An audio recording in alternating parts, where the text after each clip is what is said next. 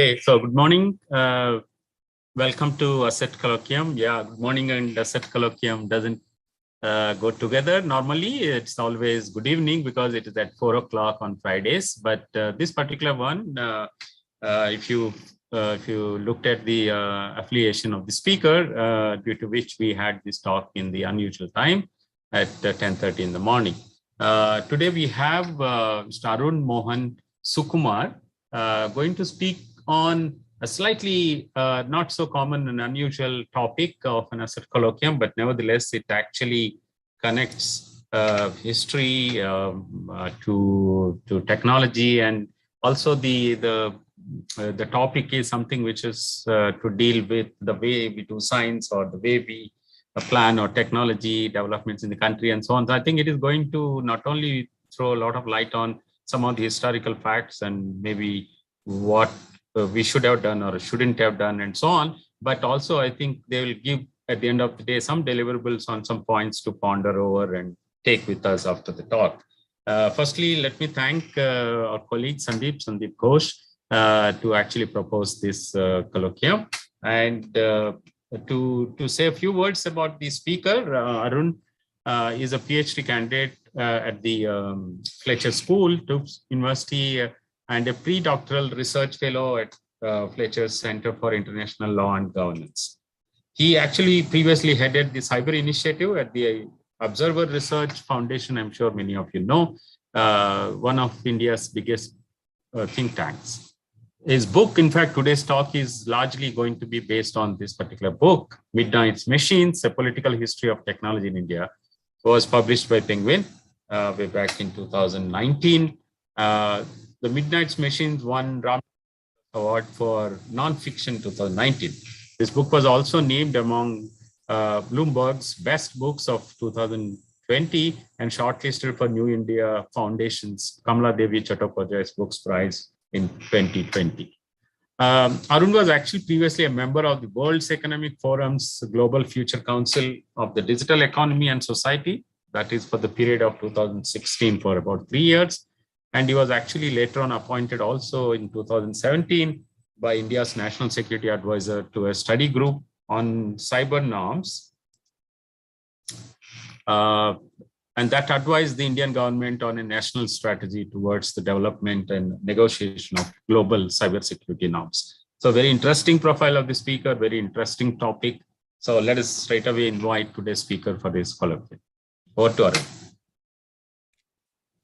Thank you, Dr. Satyanarayan. Thanks to you and to Professor Ghosh for inviting me to this colloquium. It is really an honor to be here and to speak on this issue, and of course the book, which is very dear to me, but also in this forum amongst a lot of esteemed and eminent scientists and young professionals, I think, and of course young researchers and the young scientists as well.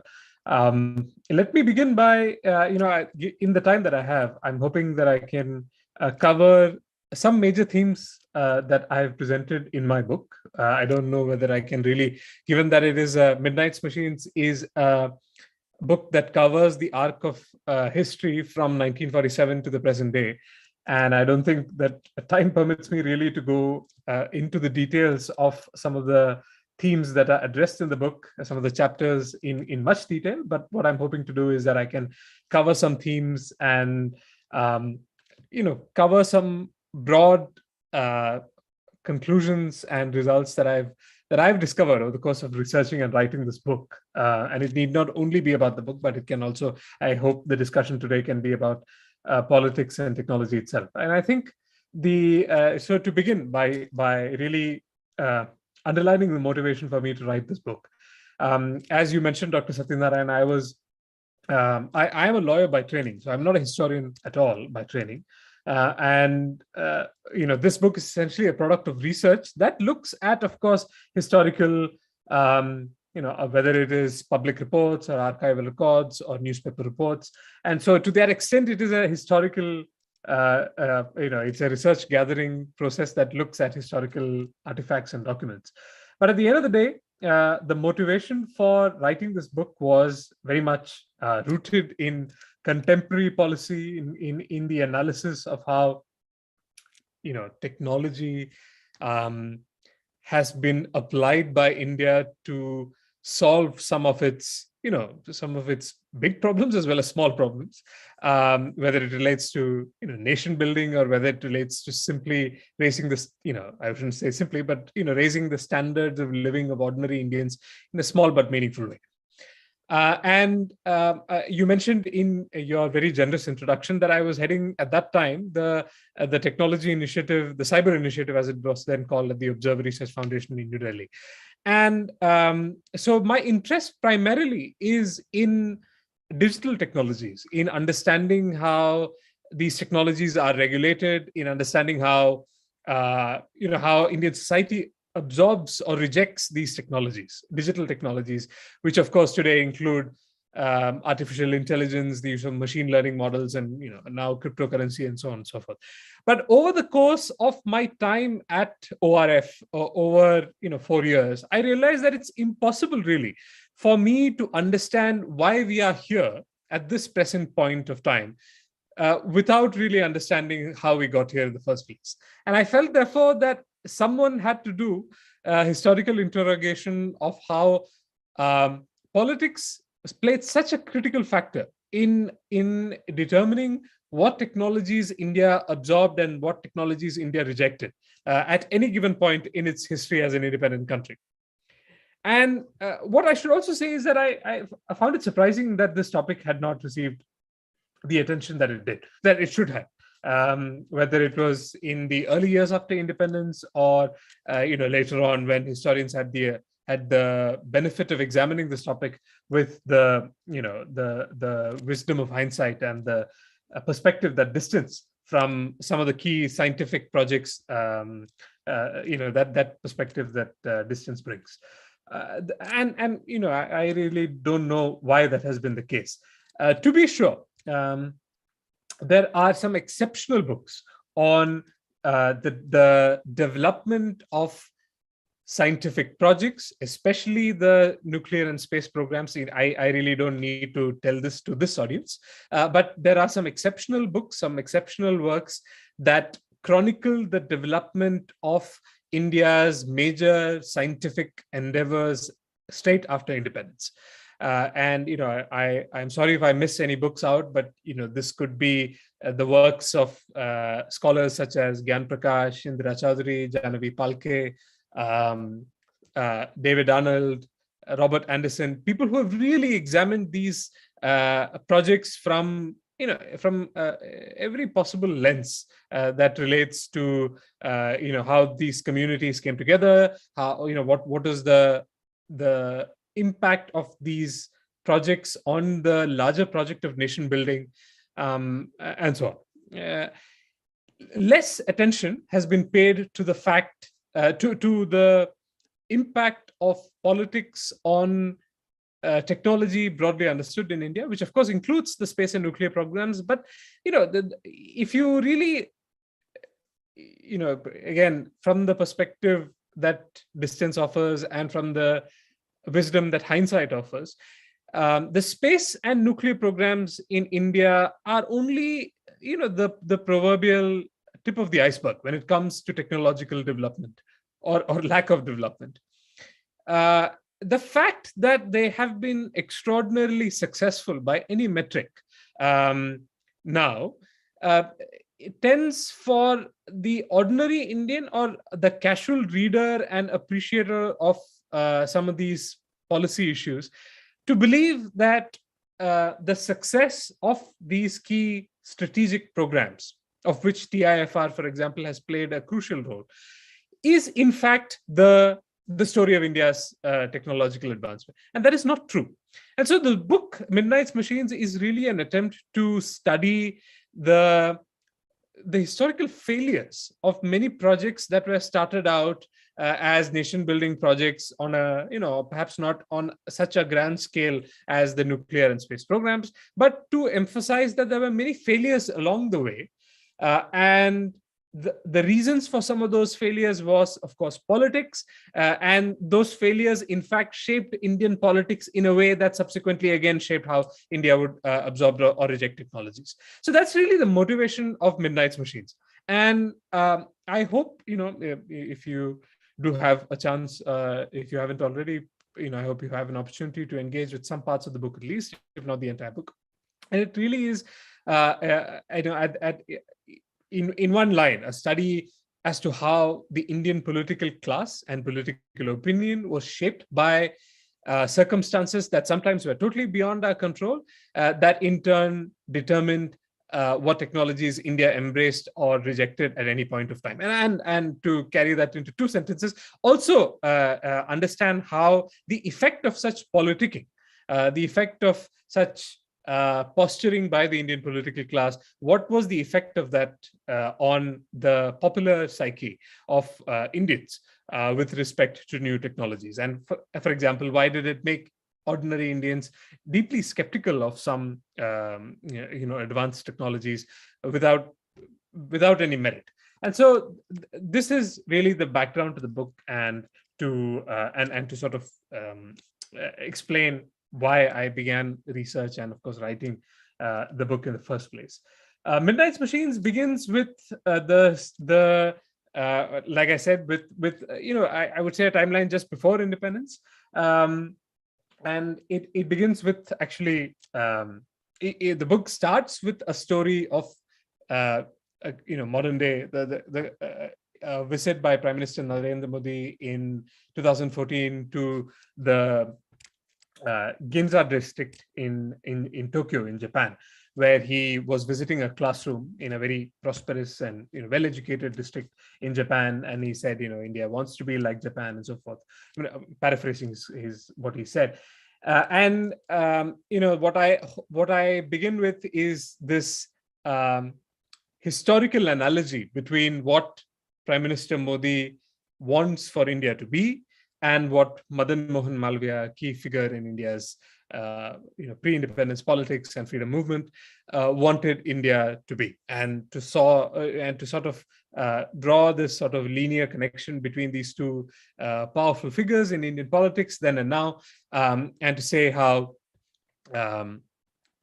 in many respects, the fascination that Madan Mohan Malviya had for a society like the Meiji Japan is in fact reflected in the statements and beliefs of Prime Minister Modi as to what should be the nature of technological advancement in India as well. And the analogy is to emphasize this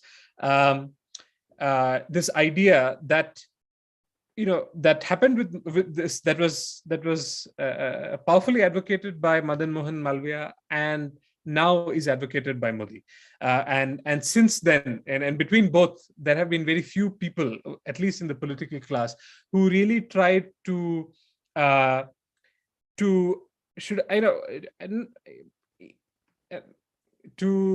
it bluntly, it would be to tether religion and technology, or faith and technology. But a more sophisticated way of saying it would be to ensure that India's technological advancement was as much spiritual as it was technological in nature. And and of course that approach presents certain kinds of dilemmas and whatnot. Madan Mohan Malviya, for example, looked at Japan and pre-war Germany to say that industrialization, if it is soulless and it does not have some kind of spiritual or cultural anchor, it can result to wicked outcomes, as was the case with Germany before the war, and even with the case of Meiji Japan. And religion, for example, Madan Mohan Malviya wanted for Hindus to prosper.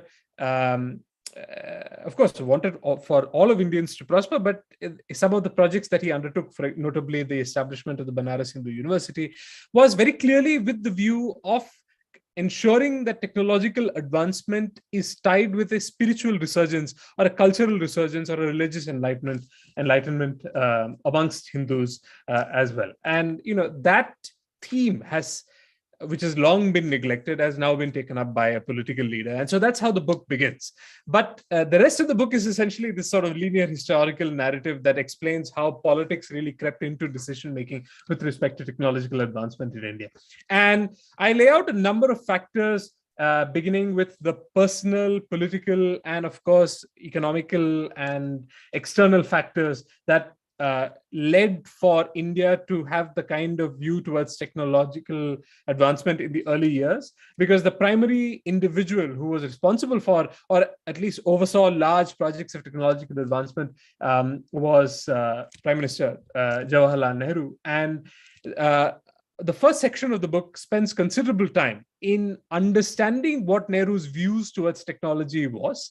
And it's not just about the promotion of scientific temper and so on and so forth that people talk about a lot. And Nehru is associated with scientific temper, or the promotion of scientific temper, and is quite correctly associated with encouraging his scientists and spending a lot of time with his scientists, to the point that the physicist Patrick Blackett once said that Nehru was so enamored of scientists, and he spent so much time and had a very naive and innocent view of what scientific development was. And the personal views of Nehru are much more complicated than that with respect to machines. I argue in Midnight's Machines, for example, that shaped possibly by the view, by what was happening around the world at the time, just as India attained independence, just as the atomic age began, right, with the dropping of atomic bombs in Hiroshima and Nagasaki, which really unleashed the limitless possibilities of the nuclear age. And developing country leaders like Nehru also were, of course, excited by the possibilities and the advancements in science and technology at this time. And this group, I'm sure, would know that some of the major breakthroughs in technology were catalyzed by the Second World War. Some of the most, ranging from the most advanced technologies to the most common technologies that we use today, including microwave and so on. So were catalyzed by this cataclysmic war that the world fought. And so people like Nehru, who saw that war from close quarters, were deeply influenced by the harmful consequences of the war and did not want for newly independent India to be enslaved to machines. And there were, of course, political reasons. The book argues, for example, as the chosen political heir of the Mahatma, who had famously a very jaundiced view towards industrialization and machines, Nehru could also not really champion aggressively large-scale industrialization, because, of course, the country was still in the grip of a lot of Gandhians, and Gandhians were a potent political class. And of course, so was the Mahatma until his assassination in 1948. So, there were political and personal reasons that Nehru did not want for Indians to be enslaved by technology, by these large machines. And therefore, he embarked on this project, at least in the initial years after independence, to help Indians understand technology. Now, it might sound naive when I say it like that, but he genuinely embarked on a number of national projects that would allow for a seamless engagement between the average Indian, who at that time, could expect to live for 35 to 40 years, was on average illiterate, and was living under extreme poverty, and had therefore no widespread interaction or meaningful interaction with technology. And therefore, the effort by Nehru and his bureaucracy at that time was also to facilitate this interaction through this project called the Community Development Scheme, which would, bring technology to the villages, and, just small-scale technologies that were labor-intensive, nothing major. And so the idea was, and this is also, sort of evidence from his public utterances at this time. For example, when he was, I think this was when he visited the construction site of the Damodar Dam. I could be, a little. I hope I'm accurate here, but he says to a group of engineers that their task is not just to help build the dam, but also to ensure that the laborer, the ordinary worker who is sort of ferrying buckets of mud on his or her head from one place to another, the engineer's job is also to relay the purpose of construction to the worker or the ordinary labor. So, one can say that this is a very naive view that Nehru had, but he deeply, as the prime minister, and of course, as somebody who was shaped by the circumstances of his time, shaped by his circumstances, he deeply believed that there had to be some sort of meaningful engagement between Indians and technology, and therefore he was wary of introducing large-scale technologies like tractors or even fertilizers And certainly he said, I'm not really concerned that Indians should have refrigerators or air conditioners, things like that. Now, he could, of course, say that politically because, you could say that the Indian who perhaps wanted that kind of, technology was a very small and less politically influential class than the vast majority of Indians who he was talking about. And so the initial years of post-independence, which I characterize in the book as the age of innocence, is really about this effort by Nehru and the political class, and of course the bureaucratic class, to ensure that Indians have some awareness about technology and to sort of try and introduce these community development schemes, which unfortunately failed, and they failed spectacularly because on the one hand, and I should say that he also co-opted the scientific establishment in India towards this mission, notably the National Physical Laboratory. I make a mention of this. There is a segment devoted in the book to the solar cooker, which was a failed experiment at that time. For a lengthier treatment, you should definitely read, if you haven't already, Shiv Vishwanathan's Chronicle of the National Physical Laboratory and the CSIR. It really is at that time a project that is undertaken by the national scientific establishment to create appliances like the solar cooker that are meaningful to the average Indian, as opposed to quote unquote advanced technologies that may not serve the everyday Indian or the average the ordinary citizen. But what we see is that politics, because there is this political effort to convince Indians that India can create technology for Indians. And this is not just a story of self-reliance, but it's also a story of Indians being able to create technology that is relevant for India. And the solar cooker being a prime example. And therefore, every resource that is available to the scientific establishment is marshaled for this use.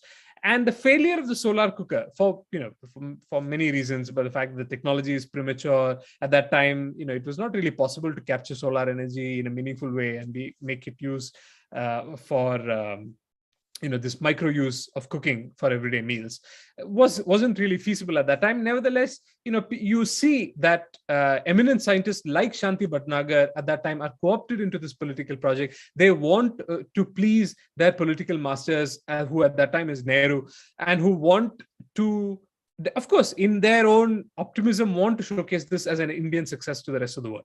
But the failure of the project then results in, because it has become a political project, public scrutiny over the project has also increased. And so the failure of the solar cooker project attracts a lot of criticism, in interviews that Shiv Vishwanathan does at that time in the 80s with scientists who at that time were in the NPL and the CSIR, say, it essentially created an environment of dejected morale in the NPL and in the scientific establishment, because scientists are not really, or at least Indian scientists at that time, were not really used to working in the public gaze. And the fact that they were in some respects pushed by their leaders, both within the scientific and the political establishment, to create something that was premature, and the failure of it really takes a toll on the community, and many of them retreat to the laboratory to quote unquote to the pure sciences, to the basic sciences, but they don't really want to engage with the applied sciences and the market factors that result in the adoption of technology. And of course, you are better placed today to talk about whether those circumstances persist or whether those circumstances have changed since then. But I'm inclined to believe that there is still that sentiment of the insularity of the Indian scientific community from the larger public involvement. And I argue in the book, and of course, feel free to contest this, that there are certain historical and political reasons for it. Meanwhile, what you see is the fact that the failure of these community projects and scientific projects lead for Nehru to be a votary of big industrialization projects. And you see that very clearly coming through both in his public correspondences and the prevailing sentiment at that time, where he talks about, the scientific establishment having retreated to the ivory tower. Then he really makes a push for so-called the temples of modern India, the dams. That story is pretty popular and well known amongst ordinary citizens today. But, it only comes to that after a lengthy period of reflection and introspection by the scientific community and the political community as to how we can ensure that technology can be made meaningful to Indians. There are, now, of course, I've been highly critical so far in pointing out this this course of events, but I think the book also points out to the factors that were entirely beyond India's control when it came to the absorption of so-called the historian David Arnold calls it everyday technologies. And those external factors were not just political, but also economic. The fact is that India emerged out of independence a very poor country. The debt that was owed to us by the British, essentially we could do very little with it. Although the sterling was theoretically convertible to dollars at that time, both on account of the fact that we didn't entirely want to align ourselves with the United States and with its market, and for the fact that the British and the Americans in I think a secret agreement on, essentially roll back the sterling convertibility, making sure that we did not have access to the money that we were owed and which could have certainly financed the acquisition of certain important technologies by us in the early years after independence. So those political circumstances and financial circumstances were certainly there. Politically, it was also a time when the first wave of decolonization was happening, but it also meant that there were a lot of export control regimes that were slowly beginning to come up because the Second World War was quickly, it quickly led to the Cold War, the world being created into being sort of arranged into these two poles led respectively by the United States and the Soviet Union. And both these poles ensured that whoever was not within their ecosystem could not have access to sensitive technologies. So the fact remains that it was incredibly hard for India at that time to negotiate access to sensitive technologies. Despite those difficulties, it stands to the credit of the Prime Minister and his, of course, bureaucratic and scientific establishment, that they were able to circumvent and to navigate some of these export controls, and also to attract some funding, notably through the Colombo Plan, that helped build some of the key scientific and technological projects in India. And some of the projects that are financed or developed with the help of technical experts from the Colombo Plan, I note in the book, they range from everything to the modern bakery chain to the milk pasteurization technology in Amul in the Anand Cooperative, to the RA Milk Colony in Bombay, to the setting up of AIMS in Delhi. There are so many untold stories of technological successes that have been a direct result of international collaboration through the Colombo Plan. And of course, sometimes these stories are lost again in the story of the space and the nuclear program. The space and the nuclear program, I do want to say, and I'm hardly an expert on these projects, I do want to say that these projects continued apace, even as there was a lot of politicking around technological projects in other places. The scientists who led these projects, who you are, of course, most familiar with, they were able, due to their personal rapport and the political and of course the charisma, people like Baba and Sarabhai, their political charisma and their ability to marshal financial resources, they were able to operate their departments, their fiefdoms, with a certain degree of autonomy, and they functioned as independent republics. And of course, they were able to develop those into successful programs. And then, of course, the political class also tries to co-opt the successes of those programs. But by that time, it was, they had become the crown jewels of India's science and technology establishment. And so that's really the Nehru years. And then what happens in the then there is the war with China, where we realize that we are acutely deficient in some key technologies. There is this effort that was chaired by Homi Bhabha to the Indian Electronics Committee that is set up. The Electronics Committee is set up. It is set up in 1963 and works for a period of 3 years. Unfortunately, just as the committee has wound up its discussions and is about to submit its report, Homi Bhabha dies in an air crash. So the person who sort of really the chair and the intellectual magnet and lodestar for that committee is no longer there. And then what happens is, there is also a sort of a small story there about how many of Indian scientists in the early years lost their lives at a very early age. Now, if you, of course, watch Rocket Boys, you can lead that down to very different conspiracy theories. But the fact is, whatever may be the case, scientists like Shanti Bhatnagar, who died at 60, if I'm not mistaken, Vikram Sarabhai, who passed away in his 50s, and Homi Bhabha, due to different circumstances. Shanti Bhatnagar and Vikram Sarabhai, the official story is that they passed away in their sleep due to cardiac arrest. And with Vikram Sarabhai, it is known that the work had become his work, and the sheer number of portfolios he held at one point of time in the Indian government had begun to take a toll on his physical and mental health. So, of course, the fact is that as these programs became individual centric, it became also difficult to think about technological advancement in India without the presence of key individuals. And once they passed away in very unfortunate circumstances, there was a huge void that made it very difficult for anybody to really fill in their shoes. Of course, some institutions have been able to do well and had this kind of plan of succession and whatnot. But what you see is, after these key luminaries in India science and technology establishment pass away, with very notable exceptions, the process of technological advancement is fully co-opted within India's bureaucracy. And the net result of the fact, and of course, this is not to say that the Indian bureaucracy did not have good scientists. Of course, it had good scientists. But the fact is that because it had become so firmly embedded within the bureaucratic process, then there is a rather, to put it unfairly, not unfairly, to put it a little harshly, a rather cynical process by which all technological questions are subjected to political calculations.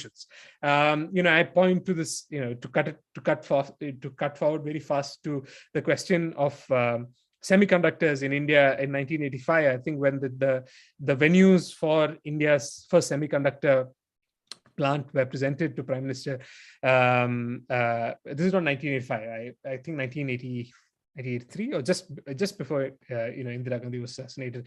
The plans were presented to the Prime Minister, and the options for a semiconductor plant are either Madras or Mohali.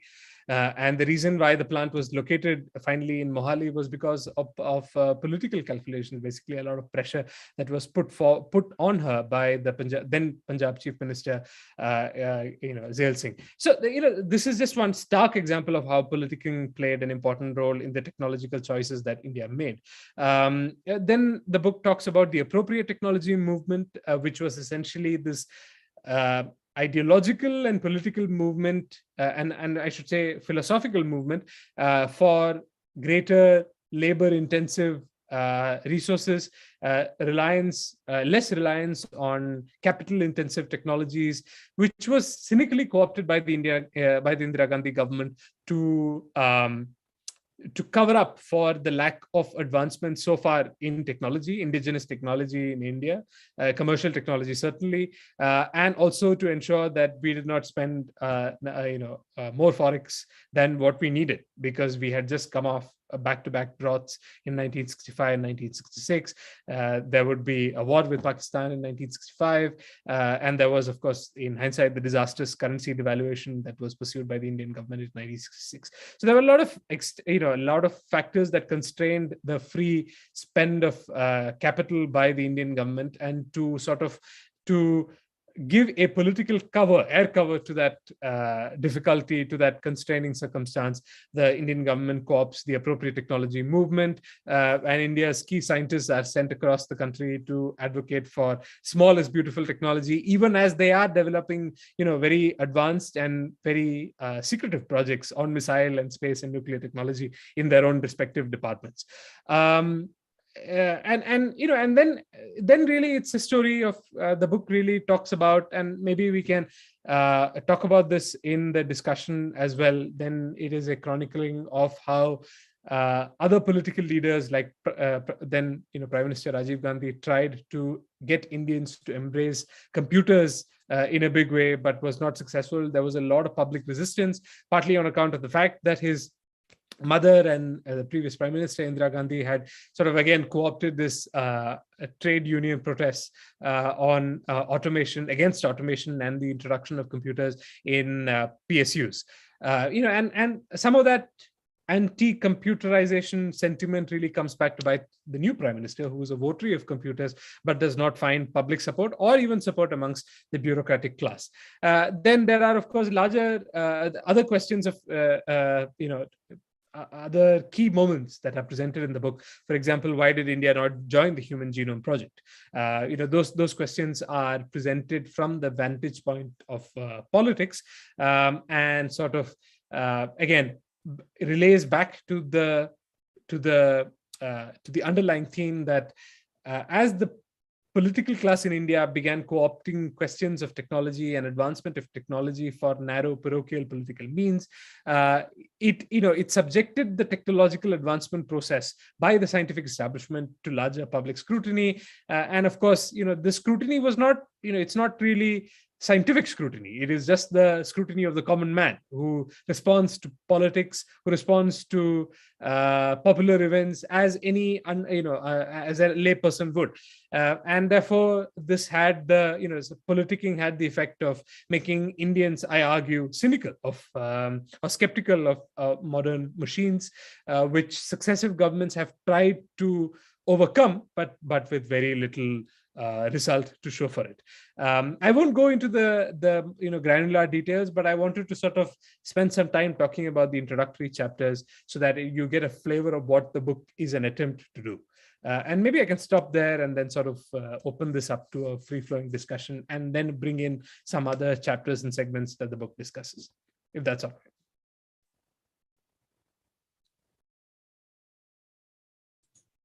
Yeah. Thanks very much, Arun. You really brought and sort of, since as you also said in the beginning of your talk, that the time span that you are covering and also some of these years in the early years were very, very dynamic situation, both in terms of the political kind of interventions which have made or didn't make certain very, very important decisions on technology and science grounds, which had long repercussions. And we have, I would say very honestly, grown, myself included, listening to these stories over and over again. And I must also tell you that the very same forum, the forum where you are giving a talk, we had many talks by some of the people that actually were responsible, some of them taking these calls, talking about these areas.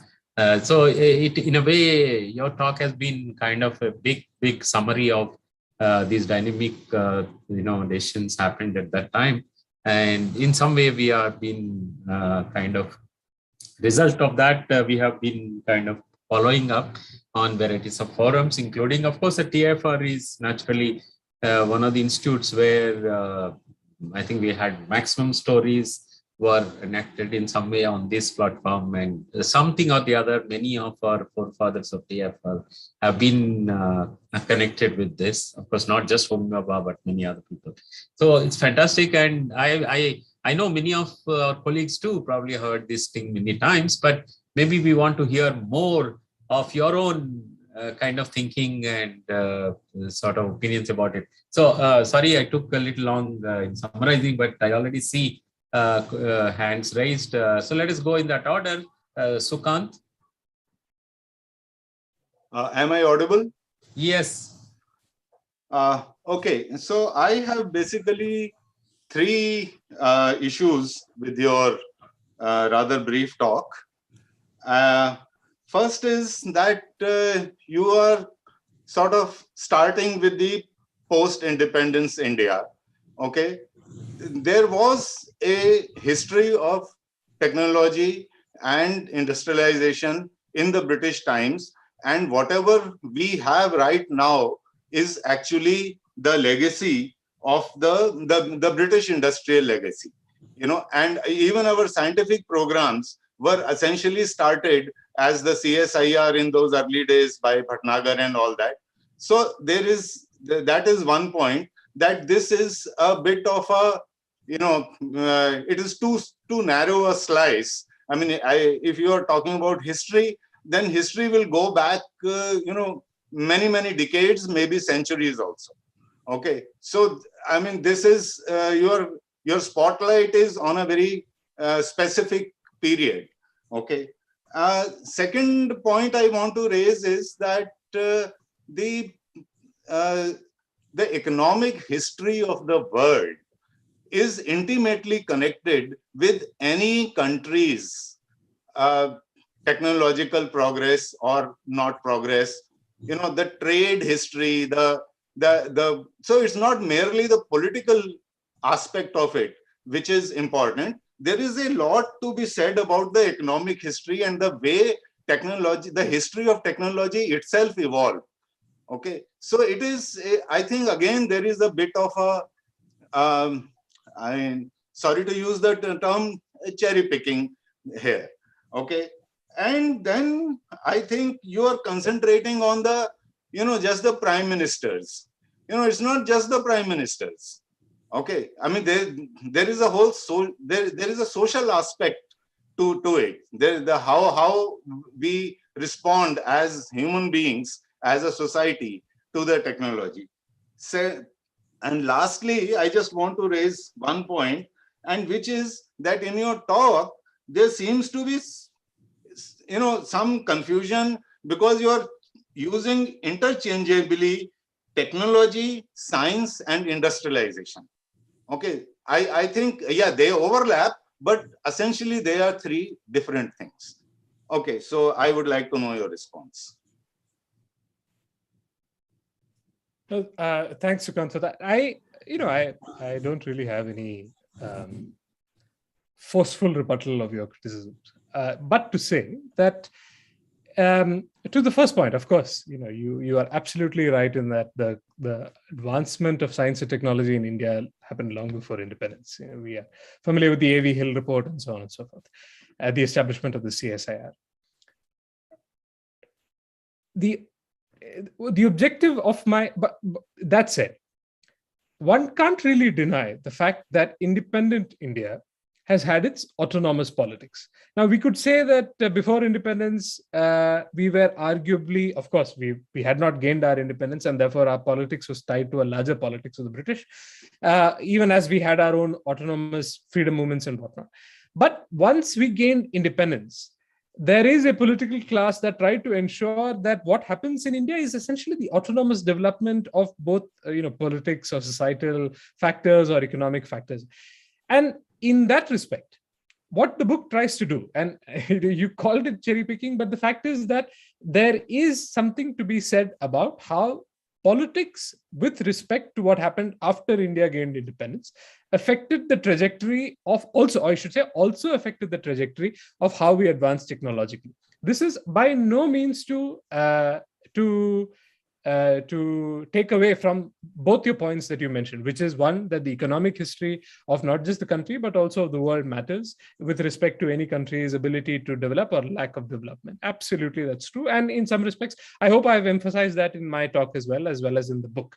And as you said, independence is a historical and important political milestone, but there is, of course, development that preceded independence. But the fact is that there is a certain kind of autonomous politics, as I mentioned, that happens after, which we can't really blame anybody about on, and we can't shift the blame to some other country. We could say that those factors played a role, but at the end of the day, it is the political calculations of people who we elected to power as Indian citizens that essentially determine the trajectory.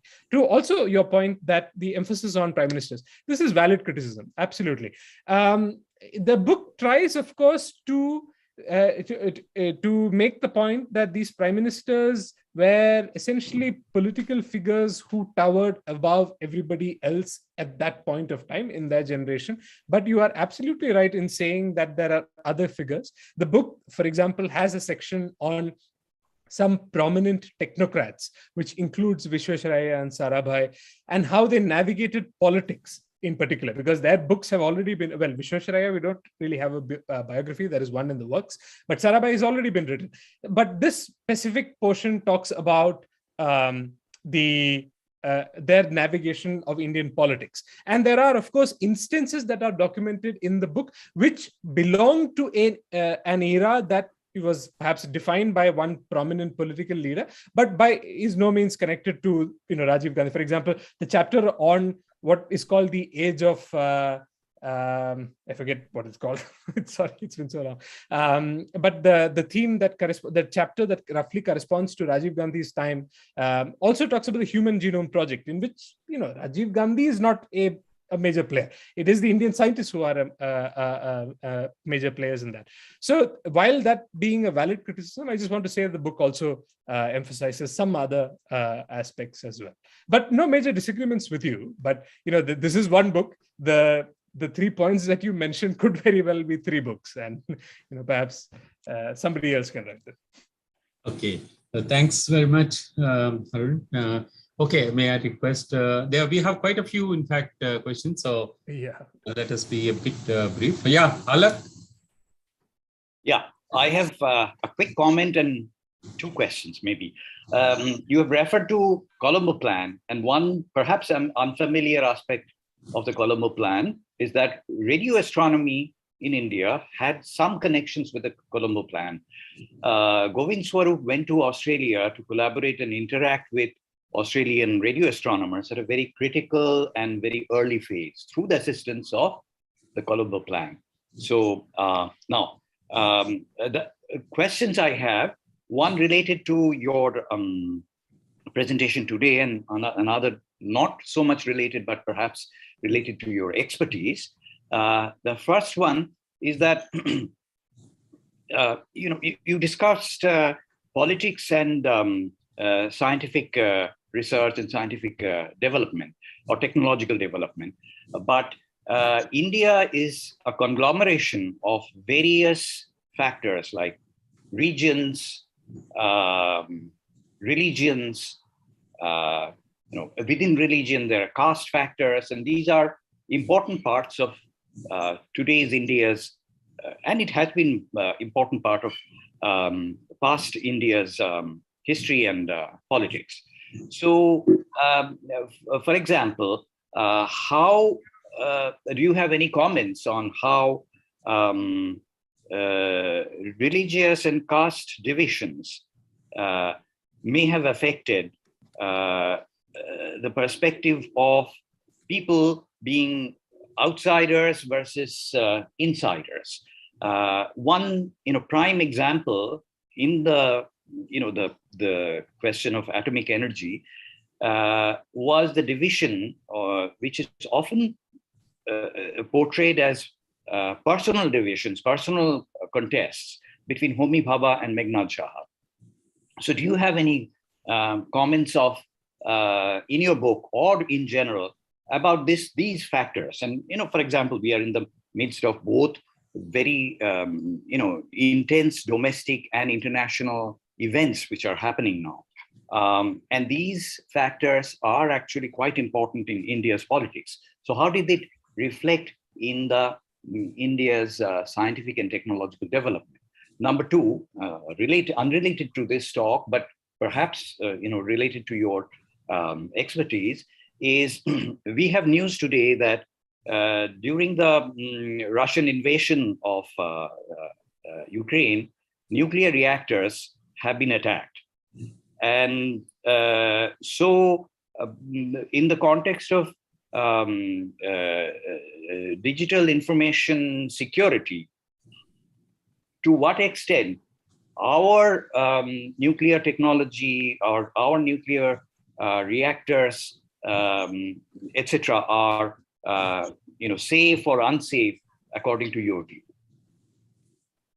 Both are extremely weighty questions. The first one is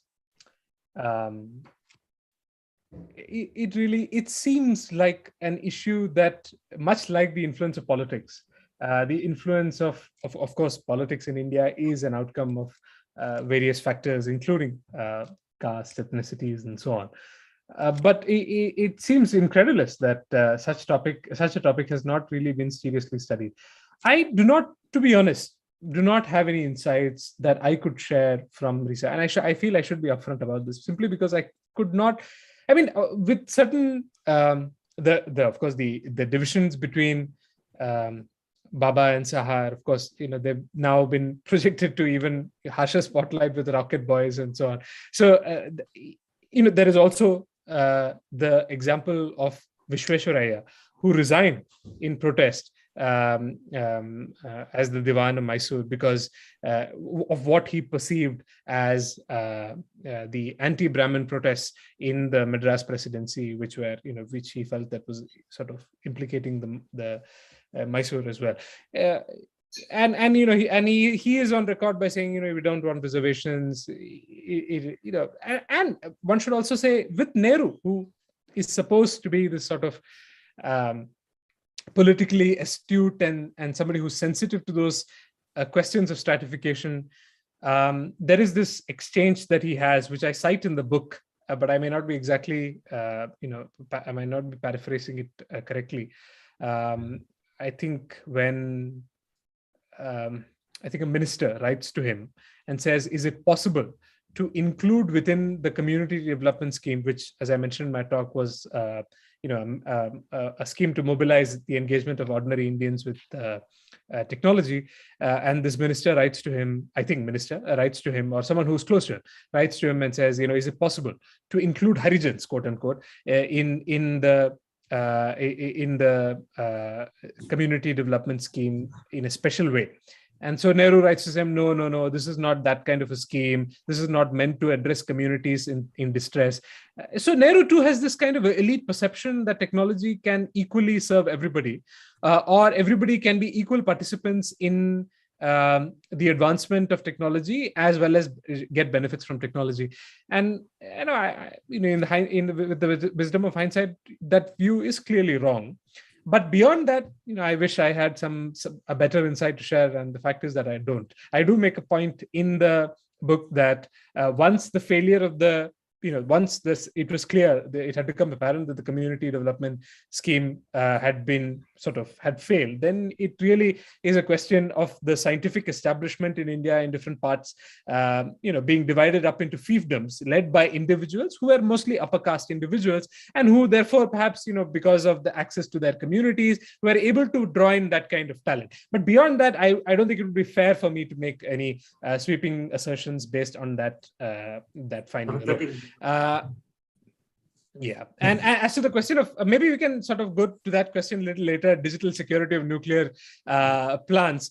It has, let's take that up maybe at a later stage, since that's, I agree with Arun. Still we see three more questions. So let us, time permits, we'll come back. Professor Datta. Okay, my question relates to your comment on the semiconductor industry. I think in the 50s and 60s, we were not too far behind the world. However, by the 80s, we had lagged behind, and now, of course, we are lagging behind quite severely. Of course, there is a move to bring some factories here, which can, if not the very top edge, at least close by, make things here. So, what is your take on that? Why did that happen in the 70s and 80s that we fell back? I mentioned briefly in the setting up of the Electronics Committee in 1963, soon after the war, and the objective of the war is, and it had within that committee there were people who were representing the armed forces as well. So it was very clearly an attempt by the Indian establishment to take stock of what went wrong technologically with respect to the Chinese invasion and why we essentially lost it. And what really impressed, I couldn't find it in Indian library, but I could find a copy of that document, of that committee report in the US.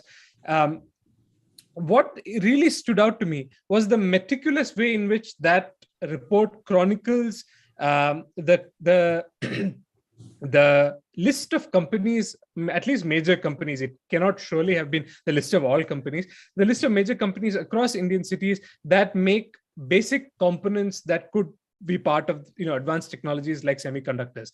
And what is also important is this is exactly at the time when there is this whole movement towards silicon in of course what would later become Silicon Valley and whatnot. This is that movement from graphite to silicon that is nicely captured within the deliberations of the committee as well. But the objective of the committee, which is to catalyze this shift towards silicon and be more ambitious in the creation of semiconductors, is just because the electronics committee report is not taken up in any serious way by the political establishment. It could be, like I said, because of the fact that before the report was submitted, Homi Bhabha unfortunately passed away. But then it becomes a question of, now I point to the establishment of the semiconductor plant in Mohali as that whole decision-making process as the sort of a smoking gun to point out the role of politics in key decisions. But beyond that, I could just point to one additional factor, which is the fact that foreign collaborators were always reluctant to engage with India in this sector for the longest time, for various reasons. They could be called export control regimes, and people would say, and other countries like the United States would say, if you share this sensitive technology with India, then we will use it for, defense, missiles and so on and so forth. It basically used for defense technologies. This was clearly just one of the reasons, but there was definitely political reluctance on the part of the developed world to share sensitive technology on semiconductors. There were a number of Indian delegations that visited companies in Japan and the United States to bring some of their semiconductor expertise. But, so both external and internal factors played a role in sort of, and then, once other countries and other economies had established leadership in the development of semiconductors, which, as you know, follows an economy of scale. So the more investments that you make in the initial R&D stage, easier it becomes. And we've never really been able to marshal that kind of political will to invest that kind of money and patience, more importantly, to achieve generational advantages in semiconductors. So I wouldn't say that there is one answer, but probably a confluence of factors that led us to this stage. Yeah, thanks, Arun. We have at least two more questions. So we'll go with Manoj and followed by Professor Raghunathan. Manoj. Yeah, thanks. Can you hear me? Oh, yes. Yeah.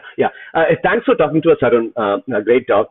So I must confess that I haven't read the book yet, but plan to. I nevertheless want to ask a question. Well, it's a part question and part comment on your primary thesis of the book. You probably didn't have enough time to develop that in the talk.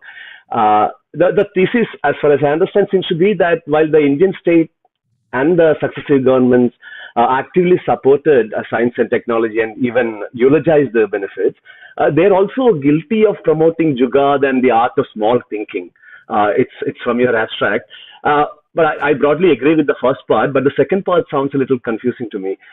It's true that despite successes here and there, the country have overall failed to develop indigenous technologies, especially high-end ones.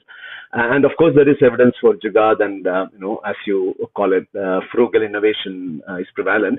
But that probably can be attributed to organic evolution in a backward-looking society and not because the state has actively promoted them. Or is it that by small thinking you mean efforts of pushing for socially relevant technologies? I'm not sorry if I missed something. Could you comment on that, please?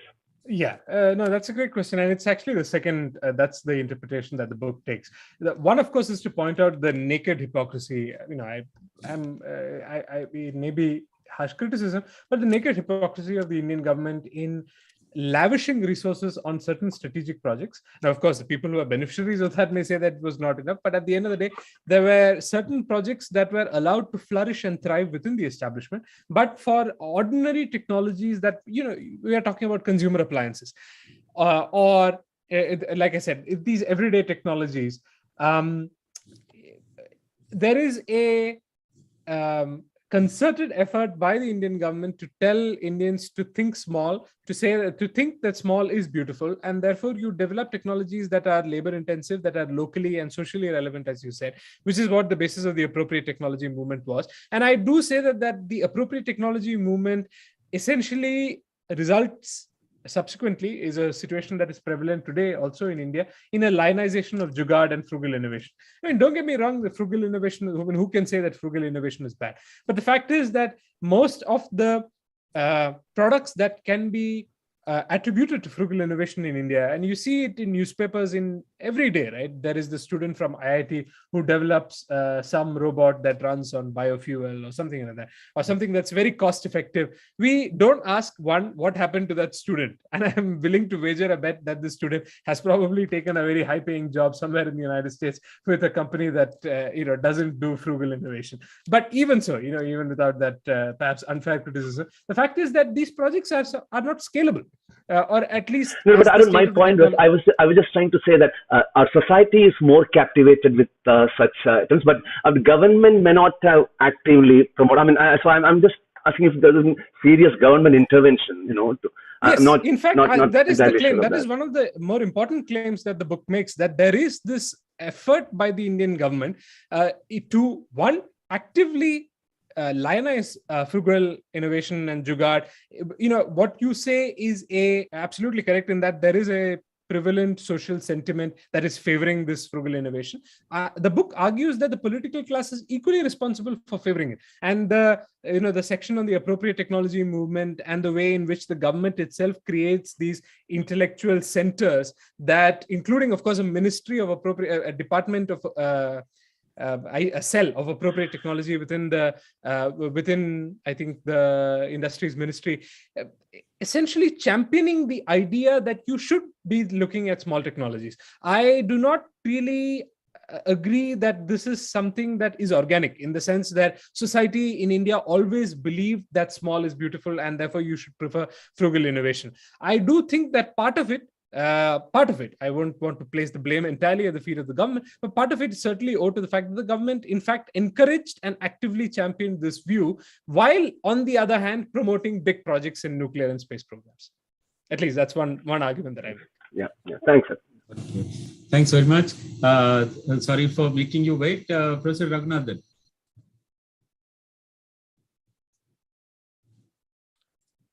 You're on mute. I unmuted myself. Well, yes. I don't know if I got you right, but you seem to suggest that Nehru was mistaken in thinking that he could cater to all sections. Technology can be made effective to cater to all sections of society. Did you say that? And he was mistaken in that? Yes, and say that all sections of society could equally engage with technology in a meaningful way. Right from independence. Why do you say he was wrong in that? I mean, he was making an effort towards that. There's certainly the kind of mixed population we have. It is not clear that it will be done instantly. It takes time, and his tenure was long, but not long enough to secure those things properly. So I do not absolutely. Yeah.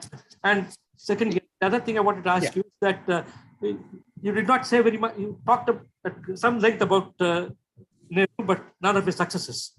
The one thing I want to point out is that you did say that, Nehru was very lucky to find Baba.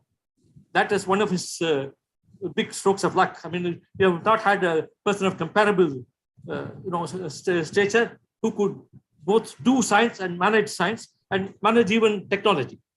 And also, the problem, one of the problems with I may be mistaken in saying this, but, very often the Indian government depended on so-called big scientists, even to oversee technology.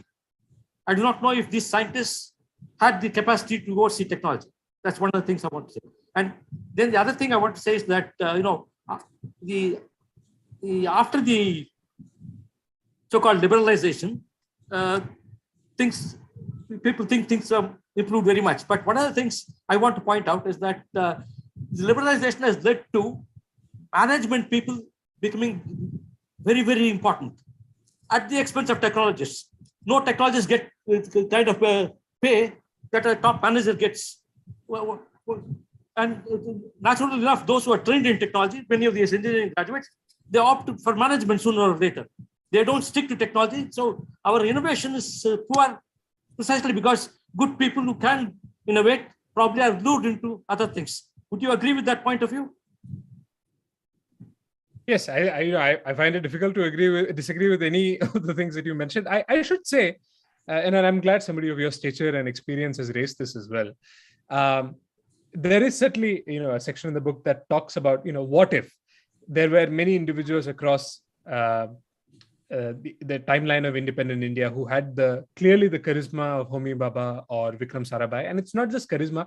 They clearly had the ability to navigate very complex political bureaucracies and political leaderships as well. I deal with this in some detail for Sarabhai especially. But you're right in that the people who followed perhaps did not have that kind of because they were products of a system, and they were not creators of the system in which they could become I don't want to say rulers, but they were able to sort of govern the system. People who sort of who had the ear of Prime Minister Nehru, but really did not have that kind of political support much later in life. Although there are a number of luminaries, as you know, including Dr. Professor M.G.K. Menon and Satish Dhawan, people who were, of course, had sterling credentials, but perhaps could not find, because by that time, politics had closed around them and politics had taken a life of its own, which may not have been the case with respect to Nehru. The first point that you mentioned, I mean, absolutely. The fact is that Prime Minister Nehru definitely has to be lauded for creating this kind of a movement or initiative to at least try and ensure that all citizens equitably had engagement with technology. But I think, Professor Raghunathan, we know that no industrialized society has proceeded with industrialization in this manner. There has always been inequality. There has always been a creation of wealth that comes from technological advancement that then, in a good society, of course, the wealth is or the outcomes that are as a result of innovation from those technologies and wealth is distributed effectively and equitably.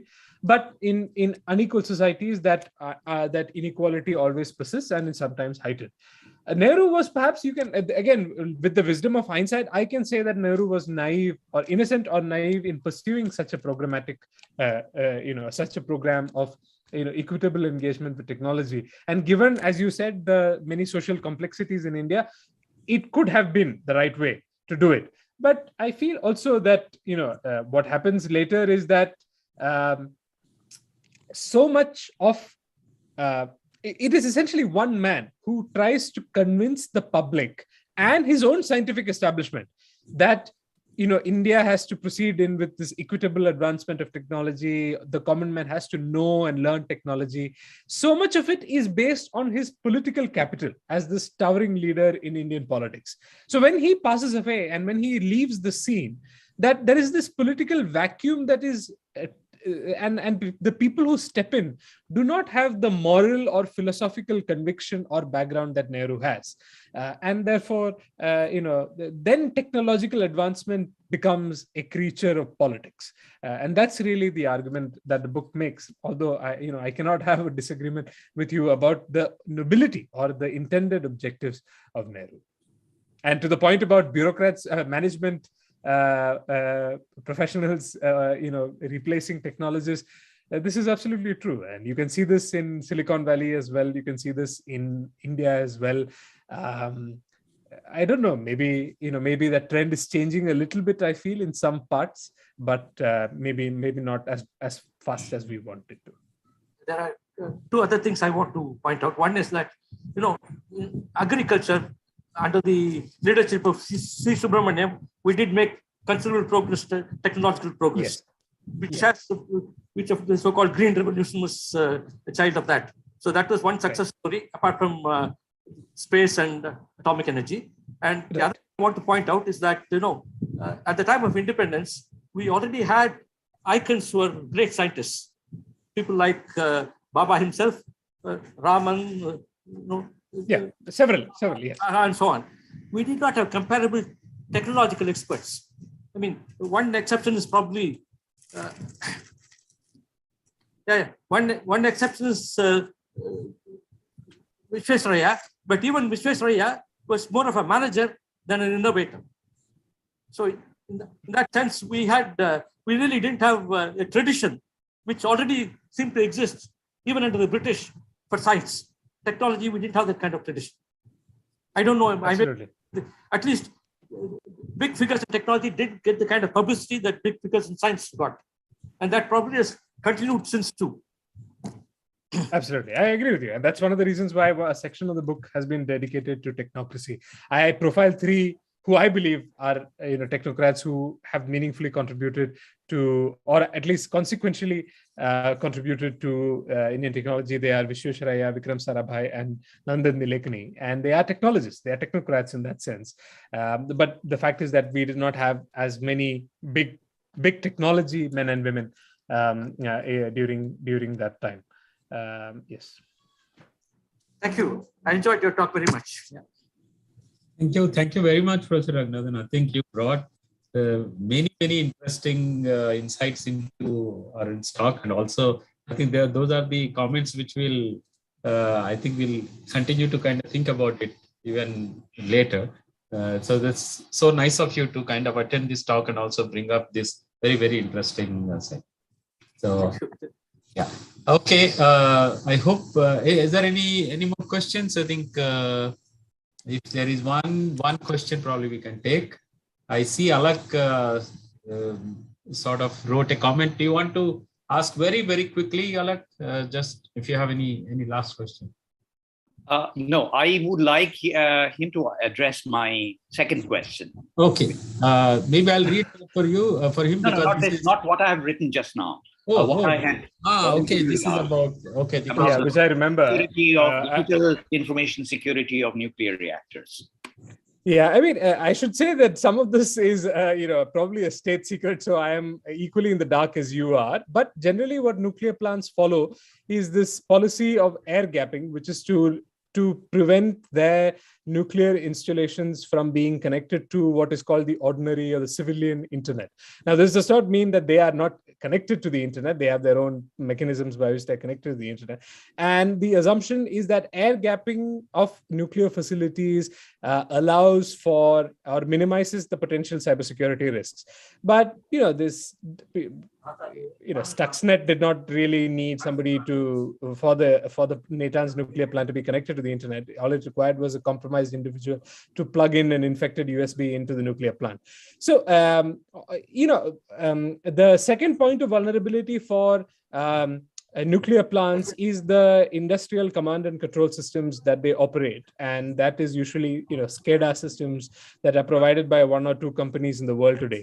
Given the fact that these companies, these platforms, which include hardware and software, may have vulnerability, they are also potential sites of that can be exploited in the whole process of in the running of the nuclear plant. I should say that I have interacted with a few fairly senior government officials on this topic, to the extent that I can say it seems to be an issue that is at the very, as a priority for Indian officials. And I'm sure there are people, if I'm not mistaken, I also interacted once with somebody who handles specifically cybersecurity issues at the Bhabha Atomic Research Center. So there is clearly some work that's going on to this. Much will depend on the nature of the software, the firmware, as it is called, that's operated in nuclear plants, because those are essentially the sites of vulnerability for digital exploits. I don't think nuclear plant operators are concerned about cyber attacks in the same way that a energy plant or a social media platform would be concerned about. Those will probably be more unique and customized, I should say. Thank you. It was a great talk. Thank you. Okay. So thanks, Alak, again for that question. I think we don't have any more questions both here and also on the. Oh no! Wait a minute. Diksha Kumari.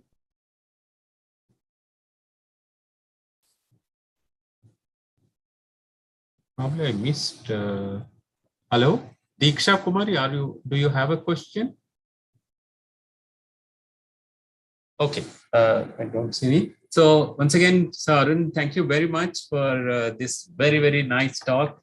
that also led to a fantastic discussion and also nice comments, which I think brought out even more insight from your talk.